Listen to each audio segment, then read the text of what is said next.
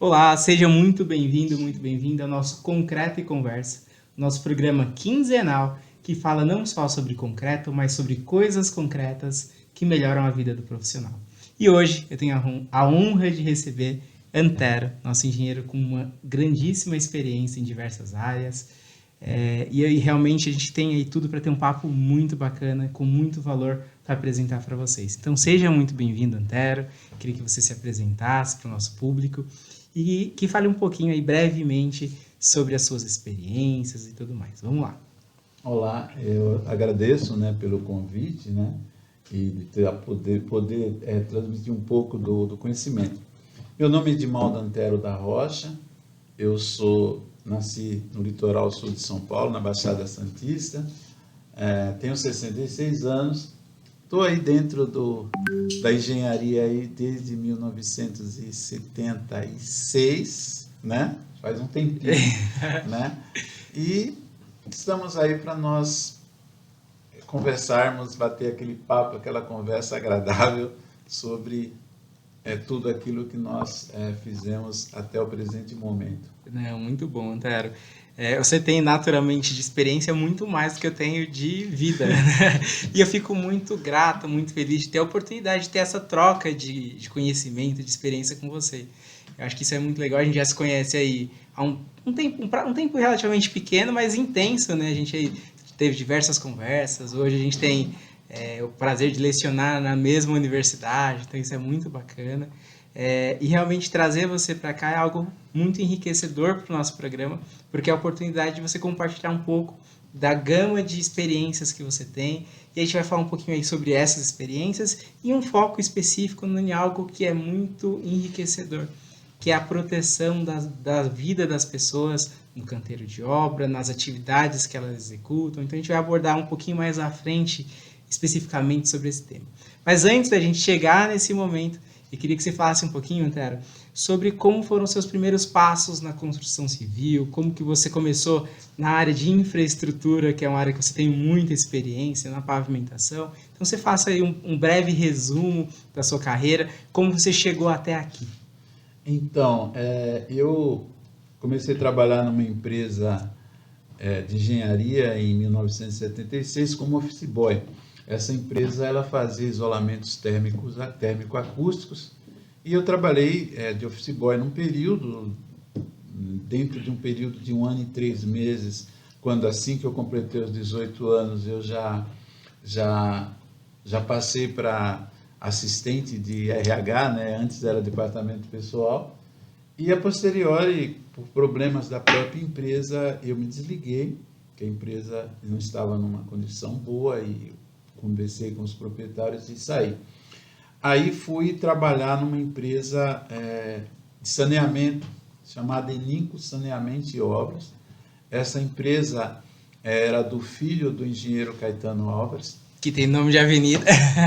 tem o nome de avenida e é responsável, além de ter sido tudo no transporte no estado de São Paulo, ele tem os projetos de Anchieta, só coisas assim. Na verdade, a avenida tem o nome Isso. dele. E criador, inclusive, daquela pedreira cantareira foi criada por ele. Então, fui trabalhar com o engenheiro Francisco Pimenta Alves e o que me foi proposto naquele momento era que eu fizesse todo o trabalho de compra de editais de concorrência pública, né, e participasse dessas concorrências públicas. E me deu, olha, você tem aí 60 dias, você estiver muito bem, a gente vai estar te passando uma procuração e você, já em cartório mesmo, para você representar. Então eu ia comprar os editais, antes não era subprefeitura, chamava-se administração regional, isso em todas as administrações regionais de São Paulo. E aí eu ia comprar, vinha no ônibus lendo os editais. E eu fui me especializando. Primeira concorrência que eu fui foi na Vila Mariana, na regional, então regional da Vila Mariana. E só que aquele edital eu sabia ele de ponta cabeça. Na hora que abre os envelopes da documentação, o supervisor, né, chamava SOP, Supervisão de Obras Públicas, impugnou nossa proposta. Só que até então eu tinha ido com uma procuração, aquela procuração normal, não era uma firmada em cartório ainda, mas eu podia fazer isso. E, consequentemente, o doutor Francisco falou assim, olha, para um amigo dele, eu estou mandando um rapaz aí, mas ele não tem conhecimento, você monitora. Aí o supervisor, quando abre, o supervisor impugnou nossa proposta. Aí eu conhecia aquele edital como ninguém, porque eu li ele. Aí eu falei, então, mas o senhor está impugnando a nossa proposta, a nossa documentação, mas o senhor está errado. Mas como está errado? Aí a conversa foi, e aquele jovem, 18 anos, meio coisa. Então, sabe qual é o problema? É que o senhor é tão incompetente que o senhor não sabe nem fazer um edital. E pegou. Já peitou e Já peitou. Aí quando eu chego no escritório, a secretária fala, doutor Francisco, quer falar com você, eu falei, estou na rua.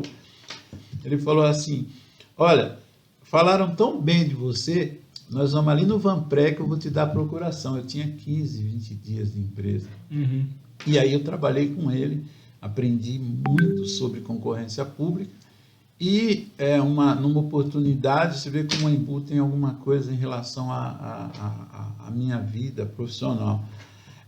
No Jardim Independência, a nossa empresa estava fazendo um serviço de dragagem.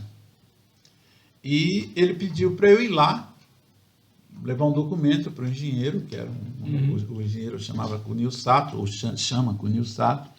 Por coincidência, tanto o doutor Francisco como o Sato foram meus padrinhos de casamento. Coincidência ou não. Ou não, né?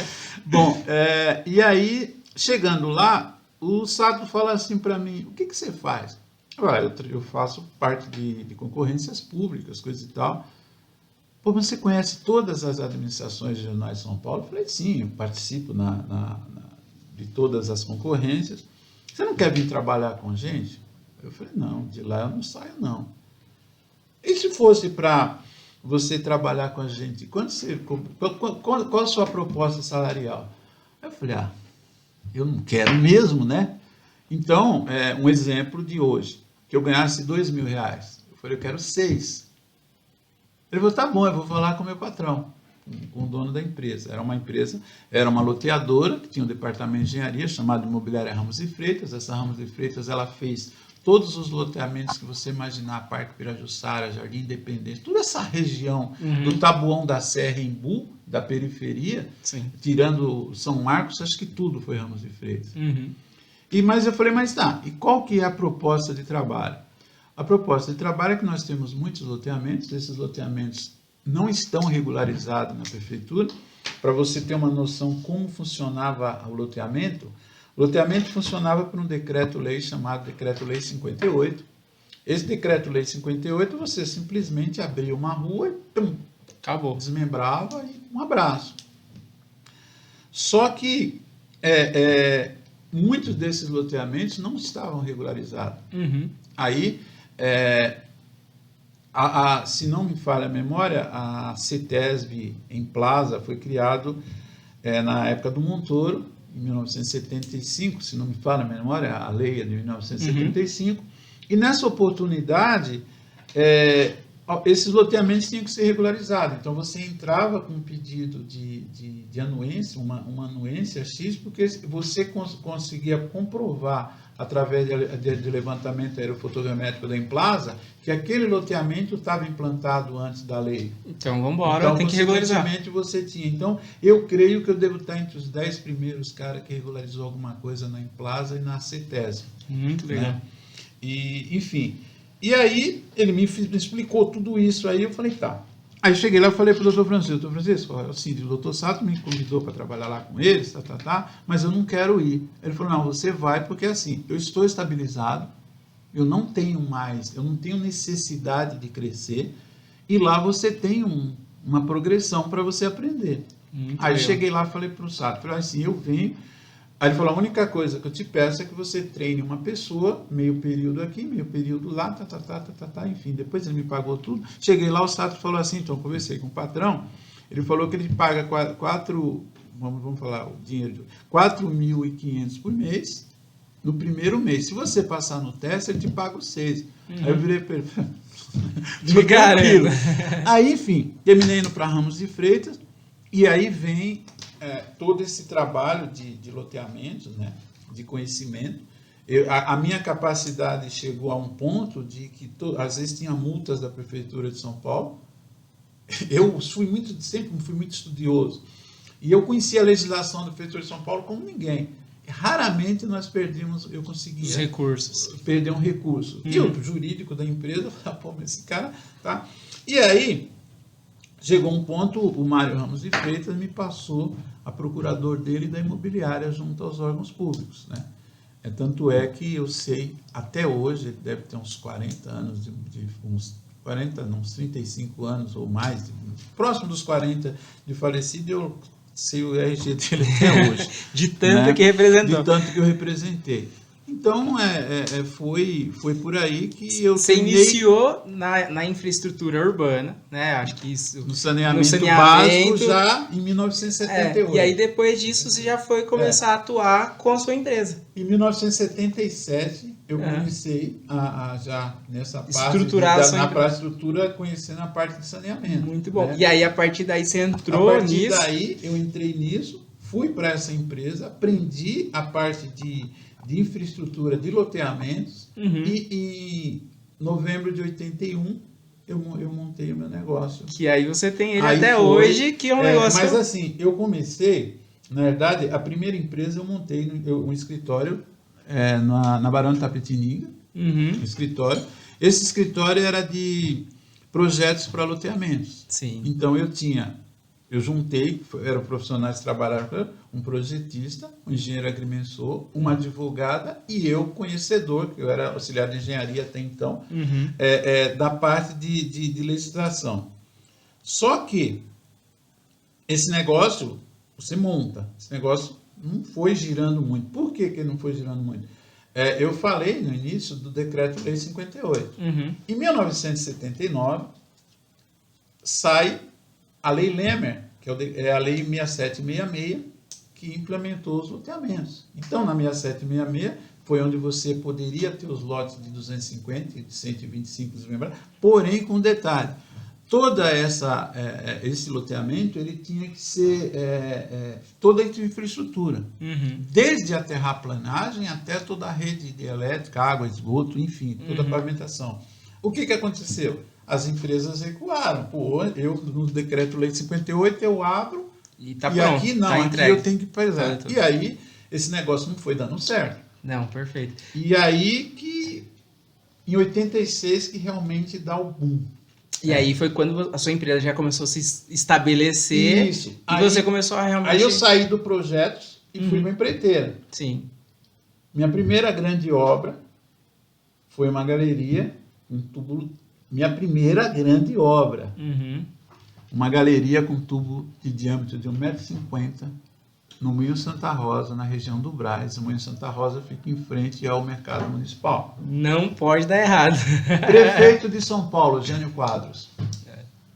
Aí eu peguei essa obra de uma empresa chamada Radial, não sei se existe até hoje, e daí foi. Aí eu fiz toda a rede de drenagem da Granja do Jardim da Glória, Carapicuíba. Eu tenho de obras, por exemplo, de guias de sarjeta no Embu, a mais de 200 ruas, para você ter uma ideia. Sensacional. Onde foi o negócio. Implantou cidades, né? A verdade é essa, que o loteamento é o início de uma cidade, um bairro. Sabe a ponte de Carapicuíba, viaduto? Aquela vila que chamava, na época, Vila do Sapo, onde tiver uma pedra ali de guia, foi nós fizemos. Sensacional. Sensacional. Então... E aí, isso, Antero, houve naturalmente muita dedicação, muitos anos de dedicação sua, né, para realmente conseguir implantar tanta obra, mudar tantas as cidades, implantar a infraestrutura, trazer qualidade de vida para as pessoas no início de tudo. E isso trouxe por consequência uma dedicação quase que exclusiva. E naturalmente você não conseguiu seguir a engenharia de cara nessa época, né? Então você é um cara jovem, se dedicando muito para todas essas áreas, acabou que você não conseguiu entrar na engenharia e concluir nessa época. Foi isso mesmo? Aí assim, em 90, quer dizer, então, consequentemente, já estava casado, Aí em 90, eu resolvo começar a fazer cursinho no Objetivo. Aí o Mackenzie começava a dar aula, ter faculdade à noite, já nesse período. Aí eu comecei. E foi um período interessante, porque as coisas começaram a acontecer mais ainda. Você começou a Aí estudar. eu começo, faço o cursinho, ainda vou lá prestar o vestibular no Mackenzie, primeira fase. Aí começa a surgir obra. Aí, conversando com o meu professor do cursinho, ele me fala assim, ô Antero, deixa eu te falar uma coisa. Você, com o teu negócio, você tem condições de contratar 3 engenheiros, porque tu fica perdendo teu tempo aqui. Isso naquela época. Lá em 1990. Aí eu falei, caramba, né? Realmente, Errado você não tá. a coisa estava expandindo. Uhum. A coisa estava expandindo. E aí eu peguei, deixa isso quieto. Bom, beleza. Aí fui, e aí começar a surgir obra daqui, você faz obra de lá, obra daqui, obra de lá. Em 2010, eu falo, agora eu vou acabar esse negócio. Uhum. Entro na Embi Morumbi. Certo. No primeiro semestre, uma professora me convida, conversando com ela sobre o que eu fazia, me convida para fazer uma palestra para os alunos. Você é aluno. Eu estou já no segundo semestre já. Uhum. Para eu fazer palestra, uma palestra, montar uma palestra sobre proteção de encostas e muros de arrime e proteção de encostas. Eu desenvolvi um puto de um negócio, levei o pendrive, a professora ficou assim, e no fim eu terminei dando uma aula. Só que aí, gente, me surge uma obra lá no Vale do Rio Doce, Itabirito. Aquela obra legal. Aquela obra legal. E eu começo a fazer obras para uma empresa de galpões de lonas, né? Uhum. Esses lonados aí, uma das maiores empresas, a maior empresa do Brasil hoje nesse tipo de infraestrutura. E aí, de novo, eu falei, não... Tem que dar uma respirada aqui. Parei tudo. Passou mais um tempo e aí foram muitas obras. Obra no Porto de Santos, obra no Porto do Rio, Vale do Rio Doce. Uhum. Enfim, eu tenho obra praticamente, sei lá, em toda a Grande São Paulo, Ribeirão Preto, aí eu vou fora da Grande São Paulo, Ribeirão Preto, Taubaté, enfim, vários lugares. Depois tem Joinville, Betim, enfim, as coisas. Foi o Brasil todo rodando aí. Rodando, e a coisa estava indo no sistema. Aí, um dia eu passo lá no Tabuão, assim, dou uma olhada, a Anhanguera estava abrindo engenharia civil. Só que tem um detalhe, eu me especializei. O que eu fiz, voltando um pouco atrás, para que eu tivesse conhecimento? Eu fiz todos os cursos que surgia sobre pavimentação e drenagem, e eu me filiei ao Sinduscom. Antes mesmo da formação, você estava se capacitando, porque lá no Sinduscom. O diploma, até então, era um detalhe que você almejava, mas não tinha ainda. Então, para você ter uma ideia, de 88 a 92, eu ficava, era Fiesp, era Sinduscom, era SESI, era SESC, tudo que eu tinha direito eu ia. E numa dessas surgiu, isso já em 89, surgiu um congresso, governo brasileiro de habitação e da França. Uhum. Aí eu fui. Né? Então, aí para mim foi ótimo, para eu conhecer como que era o sistema francês de habitação e como era o brasileiro. Por quê? Mais como conhecimento, porque eu particularmente nunca fui fã, aquele cara fã da parte construtiva de prédios, nunca me chamou a atenção, porque a pavimentação, eu sempre digo o seguinte, eu com 10 funcionários da pavimentação e uma empresa, qualquer que seja ela, com 50 na construção civil, eu vou ganhar mais que ele. Porque a minha produtividade é grande. Eu começo pela manhã, no final da tarde, eu vou ter 1.000 metros quadrados de asfalto. Eu vou ter lá 200 metros de intertravado. Né? E aí eu falei, espera um pouco. Sim. Né? Vamos pôr na balança aí. Eu não vou pôr na balança. Mas eu fui me especializando em tudo isso. Então eu fazia todos os cursos que vocês imaginassem.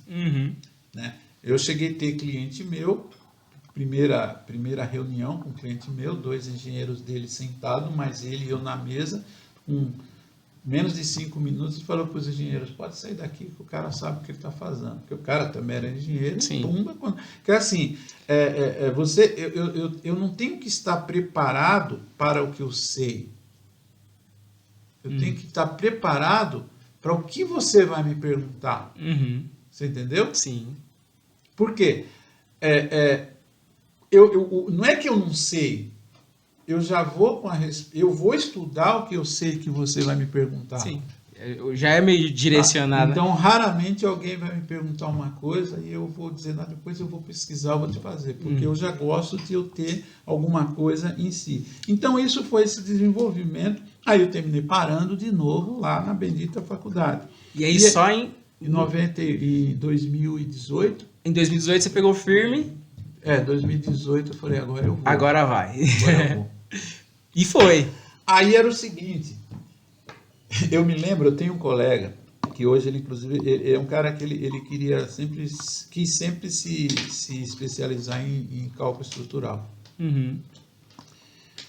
E eu me lembro que nossa primeira turma, chegamos numa sala com 45 alunos. E aí ele falou para mim, né? André, confesso para você, na hora que eu olhei, eu falei, esse tiozão não fica aqui um mês. Isso é sensacional, né? Então, uma coisa para vocês. A única nota que eu me lembro que não foi 10 é 7.8, que foi em alguma coisa de informática. Cara, todas foram 10. É sensacional, porque as pessoas te julgam, né? Fala, pô, um senhorzinho lá, um tiozinho, que ninguém sabe da sua história, da sua experiência. Então você bate o olho e fala, é mais um estudante que vai parar no começo. Eu tive uma experiência muito legal na faculdade, eu tive a honra de ter um colega que iniciou a faculdade aos 60 anos e ele terminou aos 65. Seu Getúlio, saudoso seu Getúlio, ele infelizmente faleceu recentemente. Então, mas ele também comecei cara, e assim, 60. ele era a nossa inspiração, porque acontecia exatamente isso, era um senhorzinho que ninguém dava nada, ele já tinha formado todos os filhos dele, tinha filho médico, filho advogado, tal, e ele falou, agora é a minha hora de me realizar. E aí ele sofreu um pouco, tinha anos que ele estudava, e depois ele começou a estudar de manhã e de noite, e ele formou todo mundo junto com a nossa turma. E aí foi o exemplo, foi a inspiração para toda a nossa turma. E é até hoje. Eu conto a história dele para todo mundo.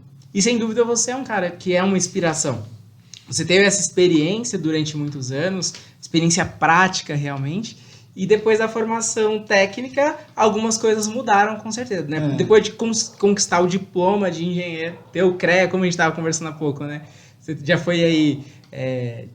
deixado de lado, pô, você tem a experiência, mas você não tem um CREA, né? Isso, infelizmente, faz diferença em alguns lugares, outros não. Mas depois da formação, o que mudou na sua vida profissional, Antero? Depois que você estava com o diploma em mãos? Então, aí, voltando só um pouquinho no tempo, o que eu imaginava antes de eu fazer a engenharia? Eu imaginava o seguinte, caramba, mas eu não preciso ser engenheiro. Eu sei tudo. E aí começo a fazer engenharia e eu descubro que eu não sabia nada. Porque uma coisa é você ter conhecimento prático. Muitas vezes você tem muita teoria também. Uhum. Tá? Tanto é que eu vou te falar, a nível de asfalto, qualquer patologia eu sei. Uhum. Mas assim, se você não tiver esse conhecimento catedrático, a base mesmo da formação. Você, né? Não vai entender muitas coisas. Mas por que essa viga tem que ser engastada? Uhum. Né? Por que isso, que aquilo? Aí eu vi que realmente eu tinha que aprender. Sim. Né? Realmente eu tinha que aprender. Eu vou contar, a primeira aula que eu tive a oportunidade de um professor me pedir para fazer na faculdade, foi um professor da aula de química, que a gente tem a química, né? E na minha aula que eu montei, eu falei o que pode acontecer numa barragem. Aí o professor vira para mim, pô, mas você é um aluno de 3º semestre, você sabe por que uma barragem estoura e os caras lá em Mariana não sabiam? Pois Não é é. que eles não sabiam, eles não se preocupavam e eles acharam que aquilo não ia acontecer. Então a experiência de hoje é assim.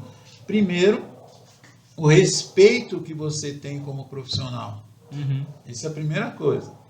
Né? Uma coisa era o empresário empreiteiro Antero.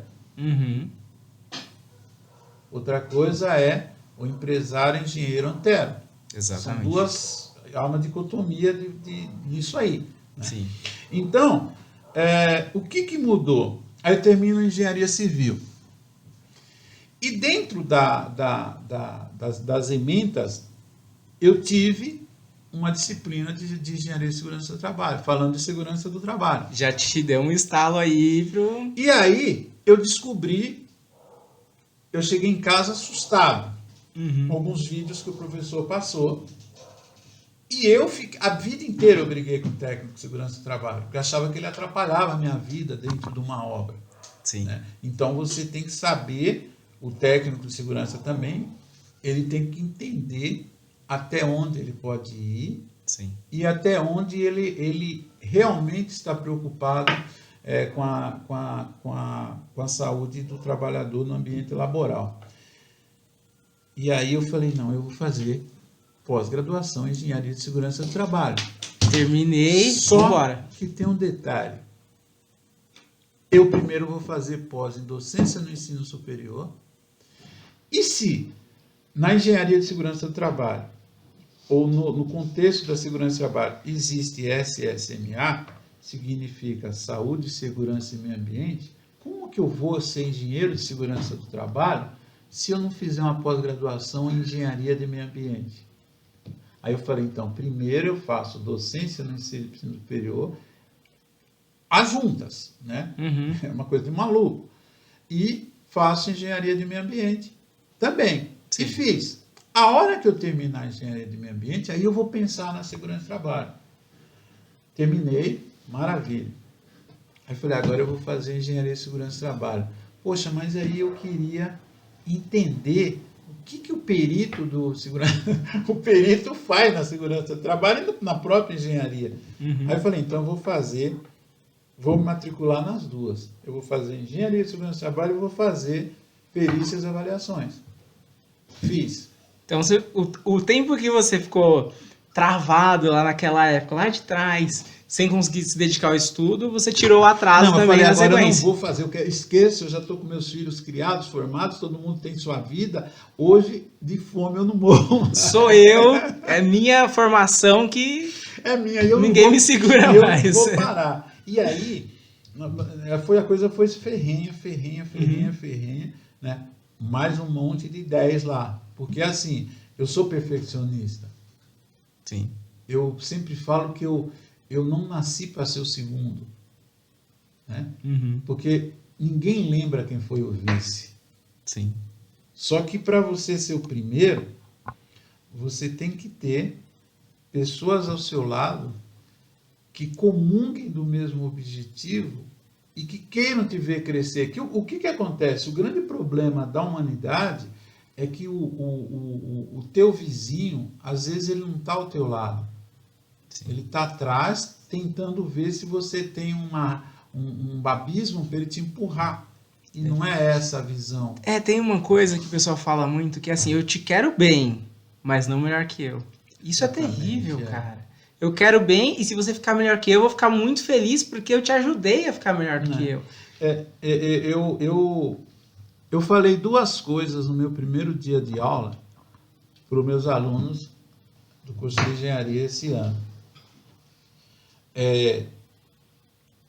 Primeiro, vocês sabem por que os estudantes de Harvard são melhores do que as outras faculdades? Não. Eu falei simples. Primeiro, eles são patriota. O americano é patriota. E segundo, eles querem ser os melhores. Nós temos um povo, na sua maioria, que em primeiro lugar ele não é patriota. Em segundo lugar, ele quer passar de qualquer jeito. Eu quero ser. Do jeito mas que o for, quê? custe o que for. Né? O quê? Então,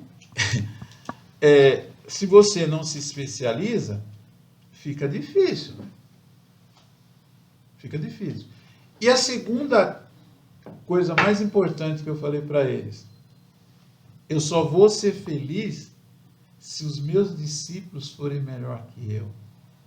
Se eu terminar o curso e vocês não pensarem, não almejarem coisas melhores, eu fui um péssimo mestre. Sensacional. Né? Então, aí vem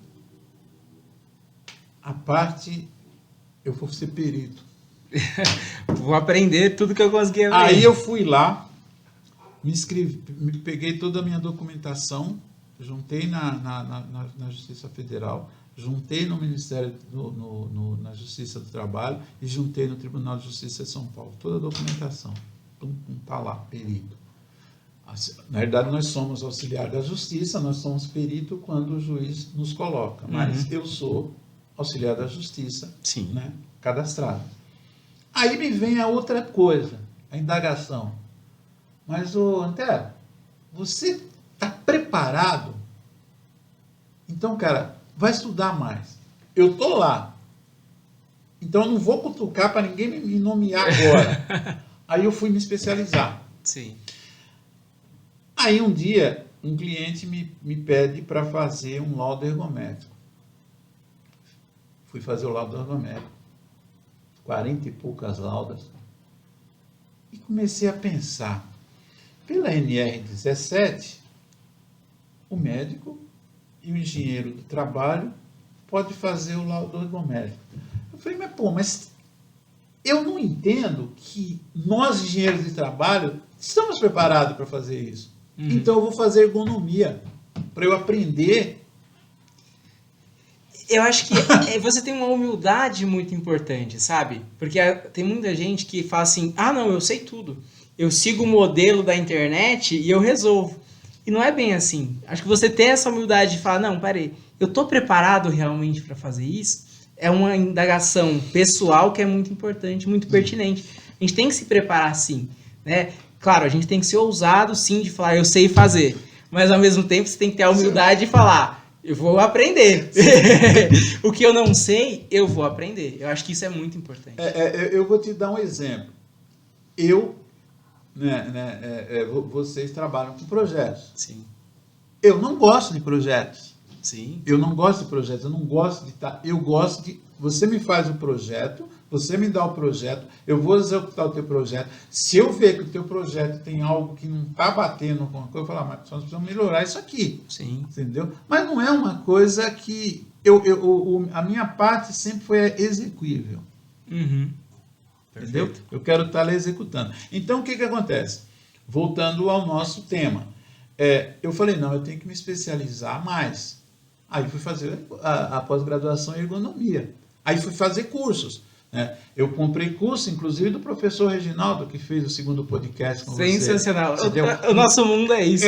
Um cara fantástico. O professor Reginaldo é uma pessoa muito humilde, um cara que saiu de lá da engenharia, participando da Polícia Militar. Depois ele chegou, se dedicou a fazer engenharia, se dedicou a ser um professor, se dedicou a ser um professor, inclusive, de perícias.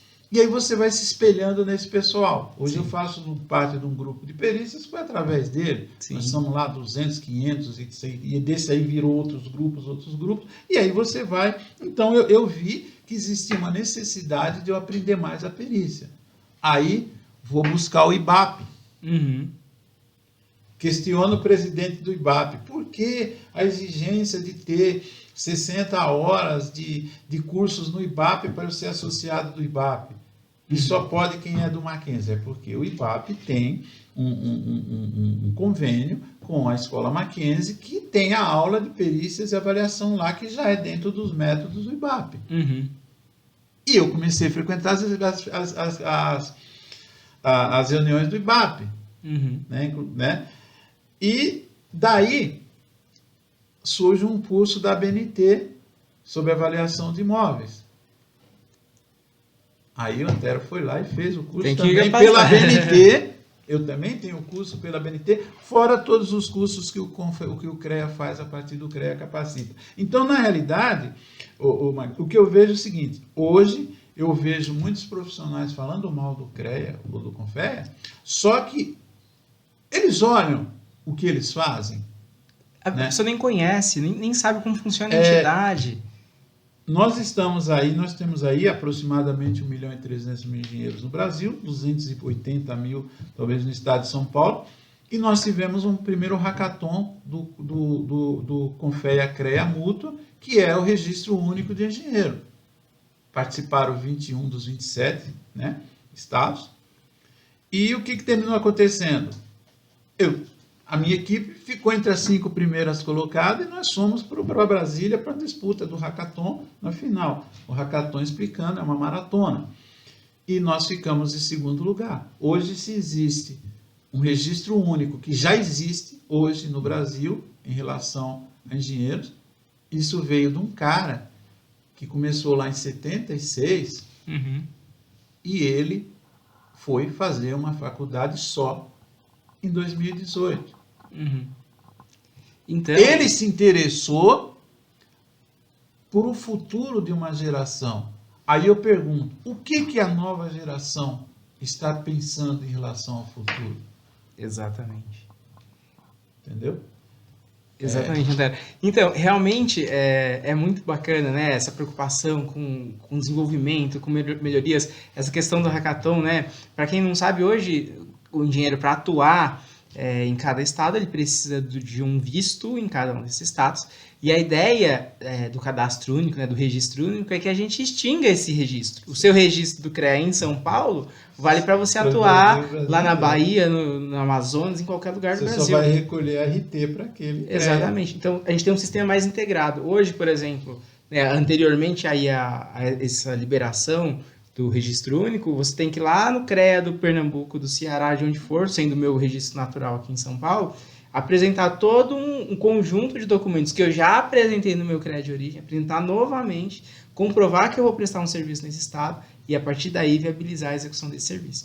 Então, a ideia do cadastro único simplifica toda essa burocracia e facilita realmente que o Brasil e o sistema CREA-CONFEA seja integrativo, né? Que a gente consiga realmente fazer o que é a engenharia de verdade, que é a simplicidade e a resolução de problemas, independente de onde você esteja. Então, e aí o que me levou, por exemplo, a eu estar tão envolvido com o CREA? O presidente do CONFEA, o Vinícius Marques, é um cara que eu admiro muito.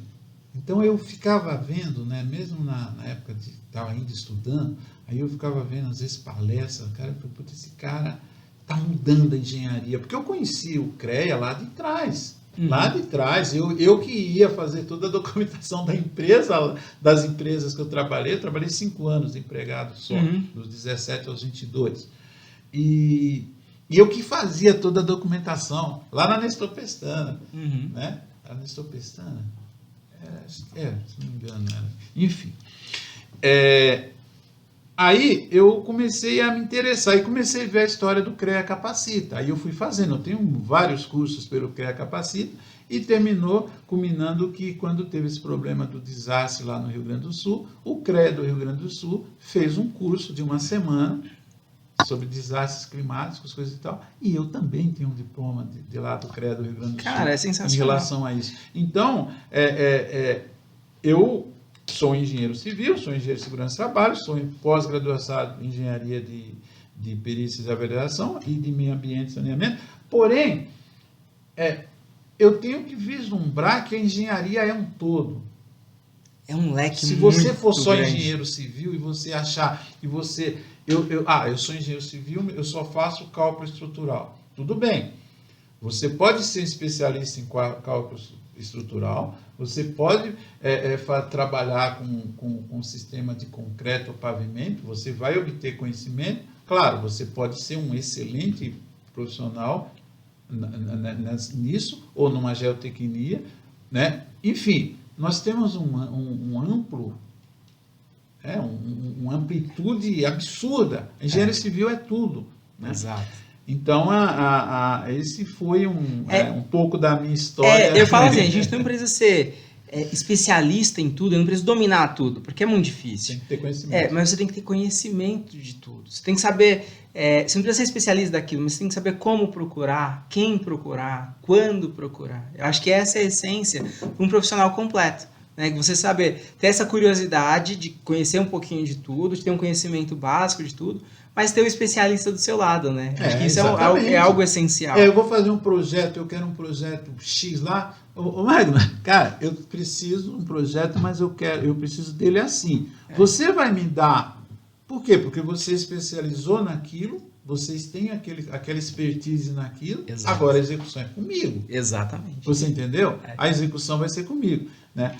Então, é assim, e dentro disso aí, depois eu terminei fugindo um pouco da pavimentação asfáltica e fui buscar a pavimentação do intertravado, que é uma pseudo tecnologia drenável. Porém, eu afirmo que em cada 10 construtoras de São Paulo, 10 faz errado. E não deixa drenável, impermeabiliza, Por faz quê? Drenagem que você faz, o fechamento com BGS, pica graduada simples, e que você assenta ele com pó de pedra e rejunta com pó de pedra, ele não vai ter permeabilidade. Adensa tudo. Eu tenho um trabalho que eu ainda preciso fazer em relação a questionar a ABNT, porque a ABNT não tem uma norma que diga que o intertravado não pode ser feito da forma que eles fazem. Uhum. Se você tem um material que vem com a granulometria grossa, ela vai afinando, e depois ela chega num BGS, num pó de pedra, alguma coisa está errada. Sim. Ele tem que sair de lá de uma pedra que seja 5, 3, 2 para travar, 1, meio, e depois você joga areia e manda bala. Uhum. Mas eles fazem tudo errado. Então, algumas coisas que a experiência... A gente montou uma pauta com foco em segurança do trabalho, mas a verdade é que a gente tem uma gama muito grande de conversa, de assunto, e aí o assunto vai rendendo mesmo. Mas voltando aqui ao nosso ponto de partida, aqui nosso ponto principal, pensando em segurança de trabalho, que é uma área que realmente você despertou muita curiosidade, e essa curiosidade foi te levando aí para um emaranhado de outros conhecimentos que você foi adquirindo, de outras especializações. Por que você pensou na segurança do trabalho? E pergunto mais, né? Qual que é a diferença entre cumprir norma e cuidar de vidas? Eu acho que a essência da segurança do trabalho é o cuidado com o nosso próximo, né? Então, a segurança do trabalho é algo que surgiu já há muitos anos, né?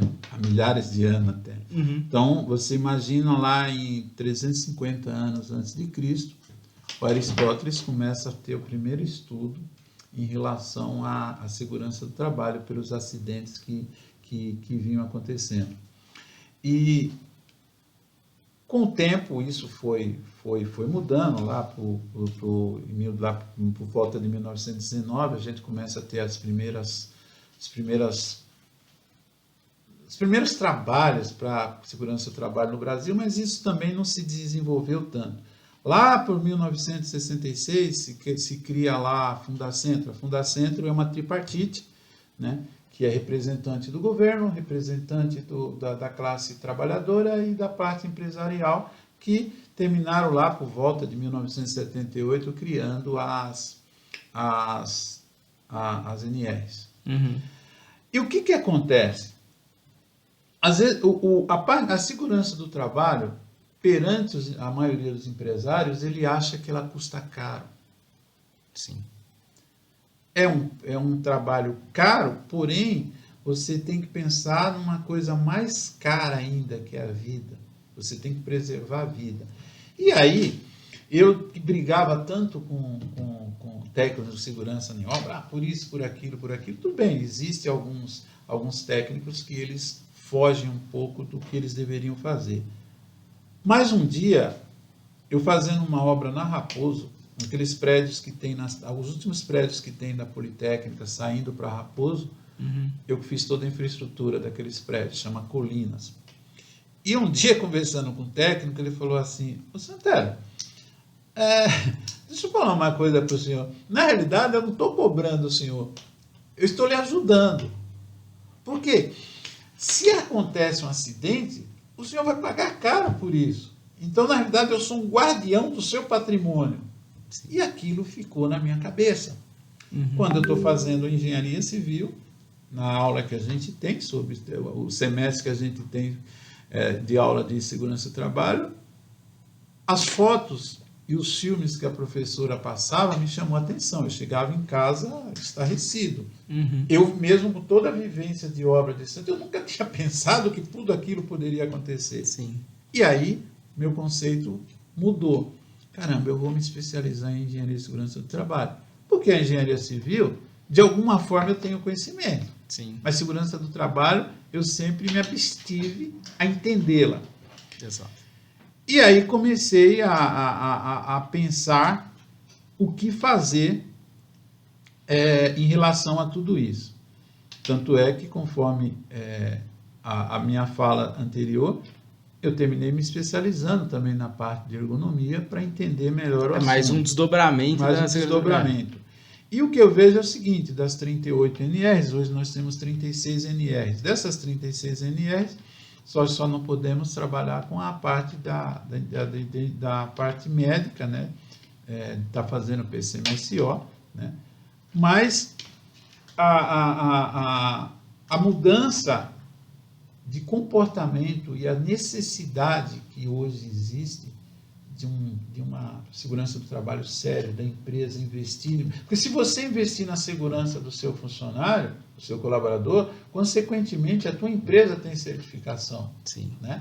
Então nós somos forçados, o Brasil terminou sendo forçado a trabalhar mais a segurança do trabalho, quando as empresas europeias e norte-americanas começaram a cobrar, porque nós tínhamos um número de acidente elevado. Então, caramba, ou vocês mudam, ou vocês não vão ter um trabalho reconhecido, valorizado, né? Então, você vê que assim, na realidade, lá para a década de 30, com a Revolução Industrial, a gente já teve uma mudança. Mas olha, gente, o que eu estou te falando. É uma lacuna, né? De tempo. Só que você vê lá, a Fundacentro criada lá nos anos 60 e depois a gente desenvolver coisa. Então, hoje, por exemplo, eu tenho feito alguns cursos presencial na Fundacentro, que é de suma importância. Sim. Né? Cara, a gente ter essa maturidade da importância da segurança do trabalho é algo essencial. Eu já trabalhei em grandes obras de infraestrutura, por muito tempo trabalhei em metrô, e às vezes, recentemente, né, eu trabalhei numa concessionária de mobilidade, e a gente tinha um rigor de segurança do trabalho muito elevado. Então, o pessoal tinha um empreiteiro, inclusive, que ele falava que cobrava mais caro se tivesse que ter segurança do trabalho. Falei, pode cobrar o preço que for, porque uma vida não tem preço. Então, a gente vai desenvolvendo essa maturidade, e aí eu fui convidado a até fazer parte do comitê de segurança, comitê permanente de segurança lá da empresa que eu trabalhava, e aí, nesse momento eu comecei a entender as burocracias, né? O que a gente enxerga como burocracia, na verdade, é uma proteção. A gente tem que ter o ponderamento, aí saber o que é além ou não, né? Como você comentou, mas a verdade é que a gente precisa sim garantir que a pessoa vai para o seu ambiente de trabalho, vai fazer a sua atividade e principalmente vai voltar para casa. Eu acho que essa é a essência da segurança do trabalho. A gente tem as normas, as NRs, que tem um regimento, né, o que fazer, como fazer e tudo mais, mas além de cumprir norma, a gente tem que cuidar de vida. E a norma tem que ser nossa aliada para isso. A gente tem que colocar ela embaixo. Não é inimiga, ela é nossa aliada. A gente tem que colocar ela embaixo do braço mesmo e falar: a norma diz isso é aplicável para a minha realidade aqui no meu canteiro de obra, no meu escritório, onde for, e a partir daí a gente conseguir realmente garantir o respeito à vida das pessoas. Então, né? Aí você vê, ó, lá por volta de 1802, terminou saindo uma chamada lei de fábrica. E nesse período, você já tinha o trabalho de crianças a partir dos 9 anos. Absurdo, né? Em 1878, que isso vai mudar de 13 a partir dos 13 anos. Mas, pasme, olha só, mas isso nós estamos falando a nível Europa.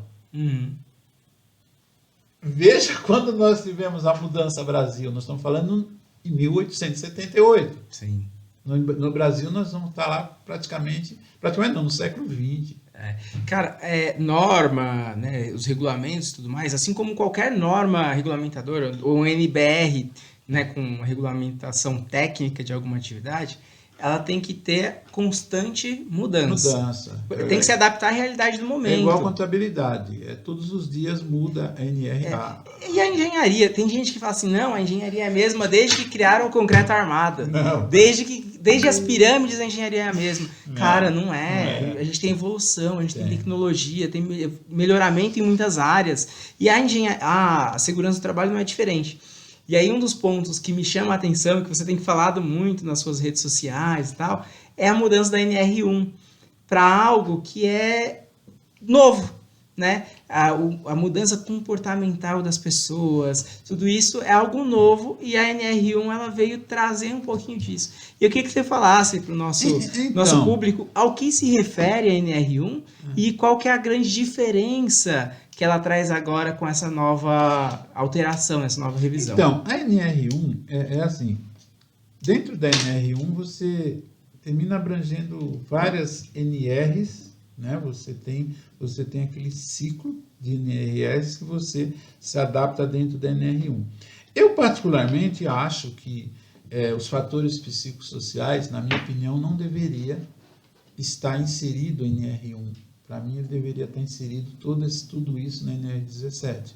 Mas eu não vou estar discutindo com alguns profissionais com mais vivência, mais conhecimento. Eu posso questionar, mas quando você questiona, você tem que ter uma didática adequada para você fazer aquela crítica. O que eu vejo é o seguinte, o que acontece com os problemas psicossociais? Durante a fase pandemia, nós tivemos muitos problemas. Esses problemas geraram muito custo ao governo. Então, de repente, o governo falou, espera um pouco, eu tenho que responsabilizar alguém também sobre isso. Uhum. Não que ele esteja errado. Sim. Mas eu tenho que jogar a responsabilidade para alguém. Então, nós tivemos a portaria, agora em setembro próximo passado, que dizia, inclusive, que nós teríamos que estar com todos os PGRs, o Programa de Gerenciamento de Riscos, adaptados com os fatores psicossociais até 26 de maio próximo. Ou seja, o meu plano de gerenciamento de risco tem que, no meu mapa de risco, digamos assim, inserir os fatores psicossociais. Isso. Risco de burnout, estresse. Porque o estresse tudo já entra nisso aí, né? O burnout é algo assim. É o desdobramento. E dentro disso, que às vezes fala assim, tem um problema, o assédio também está nisso aí, que as pessoas às vezes acham que assédio é só sexual, não é? Não, assédio moral. Porque hoje as empresas, pela a voracidade de produção, as empresas cobram muito. Sim. E essa cobrança, muitas vezes, ela vem causar danos psicológicos aos seus colaboradores. Sim. Então, o que na realidade você tem que estar pensando em relação a esses fatores? Você vai identificar todos esses fatores no seu PGR e você, consequentemente, vai dar as prevenções. Né? Então, você tem o diagnóstico, só que você tem que ter a cura. Tá certo? Sim. Então, aí o governo, inteligentemente, resolveu que eles iria fazer esse monitoramento nesses novos PGRs até maio do ano que vem. Eu acho coerente. Por quê? Você não imagina quanto mandrake apareceu com essa história aí. Eu te faço uma pergunta. Nós, como engenheiros, que conhecimento psicológico nós temos? O que nós podemos passar para uma pessoa do lado psicológico? Você fez psicologia? Eu não fiz. Na engenharia tem psicologia? Não tem. Então, eu entendo que para que você desenvolva um PGR com fatores psicossociais, você tem que ter um cara com conhecimento em ergonomia, Você tem que ter um psicólogo, Sim. um psiquiatra. É. Então, você tem que envolver vários profissionais Uhum. para que você Tem um negócio real. tenha um negócio real. É. Eu vou dizer para você, então, tem um problema lá do burnout. Tudo bem, eu tenho. E daí? Como que eu resolvo? Pois é. Um risco psicossocial é esse. E pronto. Aí. É. Você entendeu por que lá atrás eu resolvi fazer uma faculdade de ergonomia? Sim. Porque eu tenho que ser especializado em ergonomia. Como que eu vou te falar de postura? Como eu vou te falar que tipo de cadeira você vai usar no teu escritório? Como eu vou te falar qual a distância que você tem da tua máquina? Qual a postura dos teus pés? Que tipo de coisa você entendeu? Você vai ter. Então, se você não tiver um conhecimento, não é só sendo engenheiro de segurança do trabalho. E o que me preocupa mais é que nós temos muito PGRs, porque assim, eu como engenheiro de segurança do trabalho, quando eu faço um PGR, eu sou obrigado a recolher RT. Uhum. E o técnico de segurança? Ele recolhe o quê? Sim. Então, a gente gera uma burocracia, uma mudança nesse sentido que não tem um desdobramento efetivo, né? Eu acho que é isso, esse que é o ponto. A gente ter mais uma norma, mais uma revisão, eu tenho total entendimento que é importante a gente tratar, sim, dos fatores psicossociais, são fatores que existem, que fazem, infelizmente, parte do dia a dia do trabalhador, é um risco realmente que existe, assim como eu tenho o risco lá de cortar o dedo numa serra, ele tem o risco de psicologicamente estar ruim e se cortar nessa mesma serra. Então, tem alguns pontos que realmente precisam ser tratados, mas acho que a gente precisa de mais uma evolução, não é isso? Nós temos aí nós temos que nos acostumar, é uma tendência com as novas tecnologias, nós temos o IA. Uhum. Tem muita gente ainda trabalha. Tudo bem, eu não sou contra. A minha preocupação não é a inteligência artificial, é a emocional. Exatamente. Você entendeu? Porque nós estamos numa evolução que é a seguinte: o que era 100, 50 e 10 anos, você corta um zero de cada. A evolução que você programou para 100 anos virou 10, para 50 virou 5 e para 10 virou um ano. É isso mesmo, é exponencial. Né? Nós já estamos aí no iPhone 16. É isso, a evolução é exponencial. A gente tem que estar adaptado para isso, tecnicamente, mas emocionalmente principalmente. Você vê? Emocional É. e artificial. Exatamente. Eu falo muito da inteligência humana, né? Nos últimos episódios a gente fala, inteligência artificial é um assunto do momento e independente da área de atuação é realmente importante a gente abordar sobre ele. Mas a inteligência humana ela não pode ser jamais deixada de lado, a inteligência emocional jamais pode ser deixada de lado. E aí, Antero, eu te pergunto em relação ao adoecimento mental, né? No ambiente de trabalho, você acha que é um novo desafio para a engenharia? Você acha que isso é preocupante nas nossas áreas de atuação também? Eu acho, principalmente na engenharia. O que acontece? Hoje você tem construções, né? É só você ver o Sena Tower, que vai estar sendo construído em Balneário Camboriú, já passou. Isso existe datas. Hoje nós trabalhamos com datas. Essas datas geram cobranças. Nós, como engenheiros, somos cobrados quando nós trabalhamos numa grande empresa. Nós somos cobrados quando nós trabalhamos, mesmo nós, nas nossas empresas, nós temos os nossos clientes que ele cobra tempo. Sim. Tudo isso envolve fatores psicossociais. Você tem que ter colaborador que você possa você possa propiciá-lo momentos de lazer para ele também. Você tem que... Olha onde está a identificação. Você tem que ter profissional dentro da tua empresa que ele consiga identificar que teu colaborador está com aquele tipo de problema. Exatamente. Você entendeu? Então, a voracidade é absurda. Então, a cobrança por resultados é muito grande. Verdade. Não, realmente, acho que está dentro, né, da nossa área. A gente tem que estar preparado psicologicamente, tem que saber lidar com as coisas também, e eu acho que dessa forma a gente consegue ter o equilíbrio.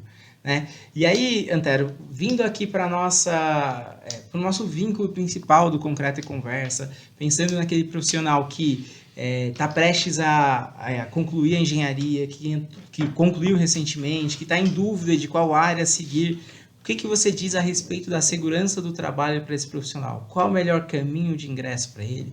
Você recomenda como área promissora a segurança do trabalho? O que diz a respeito? Sim, eu vejo a segurança do trabalho hoje é algo que não tem volta, é algo que tem que ser aperfeiçoado a cada dia, e hoje, talvez não, posso te afirmar que é uma das profissões mais promissoras financeiramente, né? Porque nós estamos falando em 36 NRs existentes, e para você ler essas benditas NRs é muito complicado. Eu estava fazendo uma aula para os meus alunos sobre legislação para engenheiros, legislação trabalhista para engenheiros. Uhum. E aí eu, obrigatoriamente, me deparo lá, artigo 192 da CLT, e aí eu fui, baixei a nova, e aí eu fui vendo, começava lá do 46, artigo 46, ia parar lá no fim do mundo, para não falar outra história, só sobre segurança do trabalho. Sim. Então, especializa, procura uma faculdade boa. Eu acho que o Confea está conseguindo aí uma coisa fantástica. Engenheiro EAD não dá. Sim, eu concordo. Até fiz uma postagem recentemente. Não dá, gente. Eu concordo. Isso dá pauta para um podcast inteiro. Eu vou falar para você. Eu estava assistindo um dia desse uma palestra de uma doutora, faz parte inclusive do MEC aí, e ela falava algo. Nós temos hoje 23% de alunos nas escolas públicas, nas universidades federais. E nós temos mais 77% nas particulares. Algumas com cursos EAD abaixo de R$50. Sim. Então, eu acho que a resposta... Qual que é a qualidade desse curso, né? O que ele vai aprender?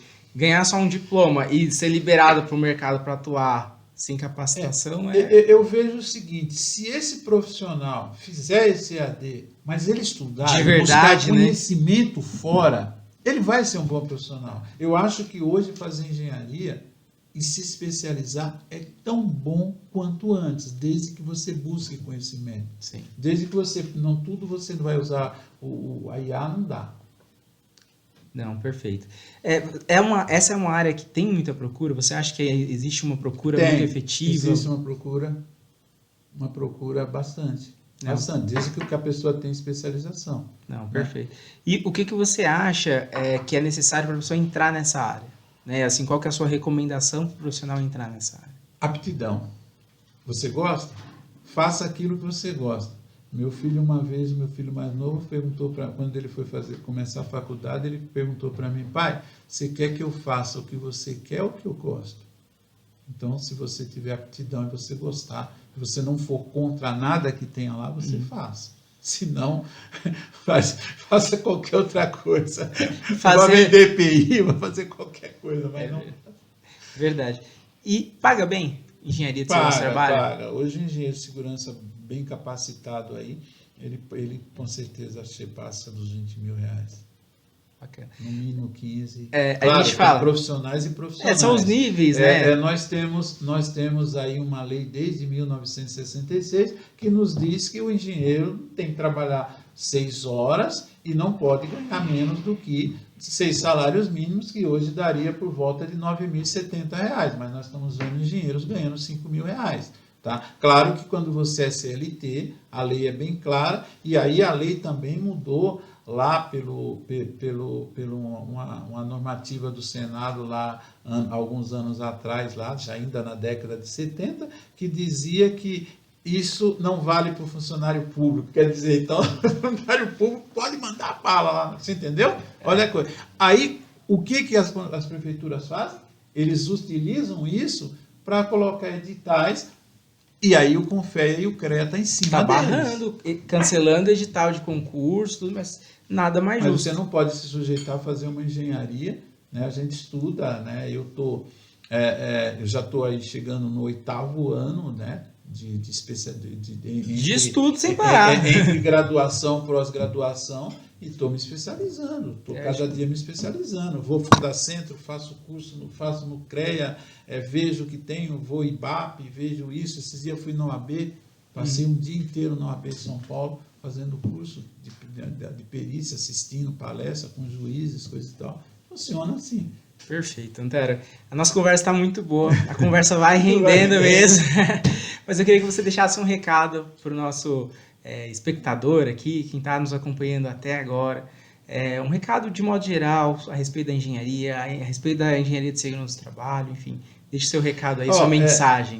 A minha mensagem é assim, é que antes de ser profissional, que seja ético, né? Antes de fazer algo, especialize-se, né? Senão faz igual aquele ditado, né? Não me siga, porque eu posso não saber onde está indo. Não ande à minha frente, porque eu posso não querer segui-lo. Ande ao meu lado, que juntos nós podemos ser melhores. É isso aí. Acho que essa é a essência do negócio, né? Acho que juntos, eu acho que a ideia do Concreto Conversa é essa, é trazer os profissionais realmente para andar de mãos dadas, em busca da evolução, da valorização profissional, do crescimento profissional. Eu acho que esse é o negócio que a gente busca e que a gente realmente está atrás, né?